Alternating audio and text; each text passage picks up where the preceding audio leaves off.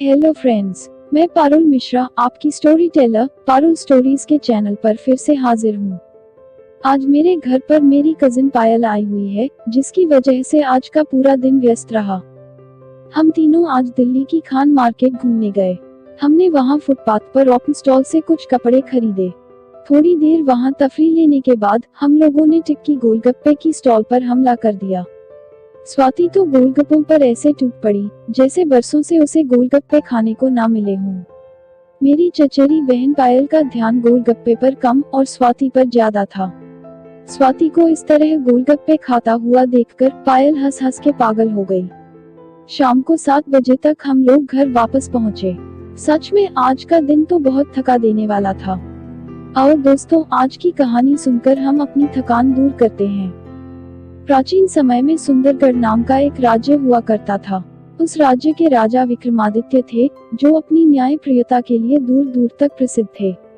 अपने प्रजा के लिए वे उचित न्याय किया करते थे। उनके न्याय की लोकप्रियता से दूर दूर के राजा महाराजा भी परिचित थे।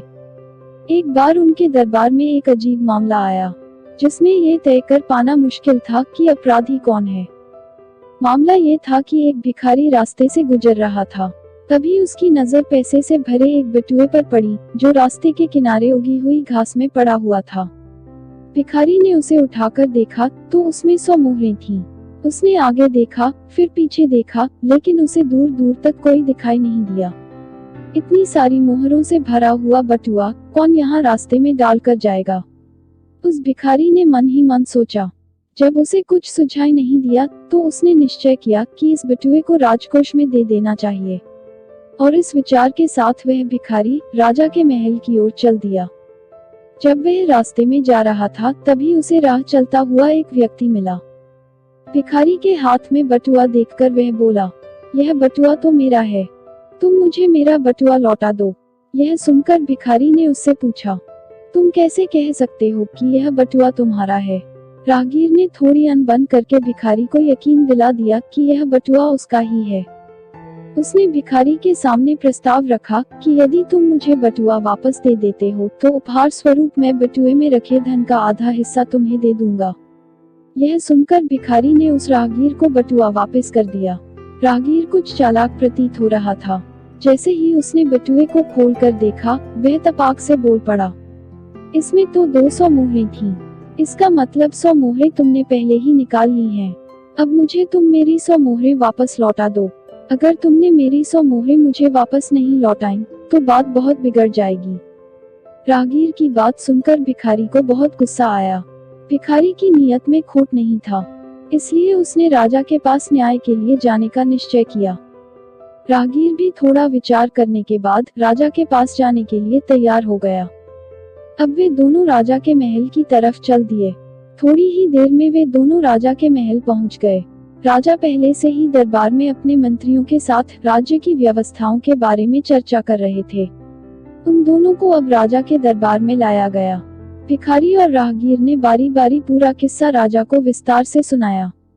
दरबार में उपस्थित सभी मंत्री और सलाहकार उन दोनों को ध्यानपूर्वक सुन रहे थे। यह तय कर पाना मुश्किल लग रहा था कि कौन सच बोल रहा है और कौन झूठ।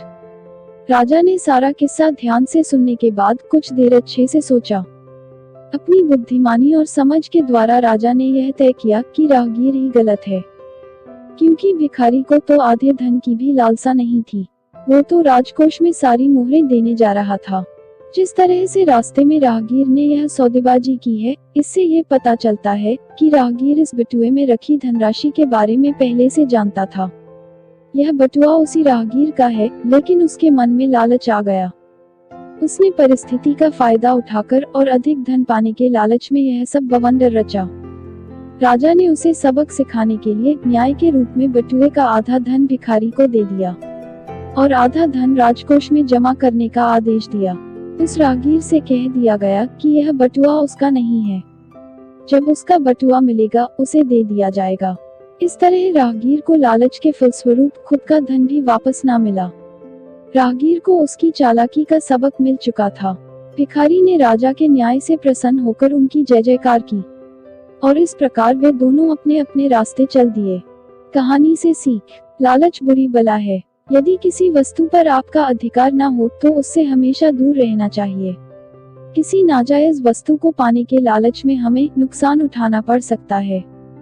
आप लोगों को ये कहानी कैसी लगी? कमेंट करके मुझे अवश्य बताएं ताकि मैं ज्यादा से ज्यादा मजेदार कहानियां आप लोगों तक ला सकूं। आप लोगों से अनुरोध है कि मेरे चैनल को सब्सक्राइब करें और साथ ही इस वीडियो को लाइक करें।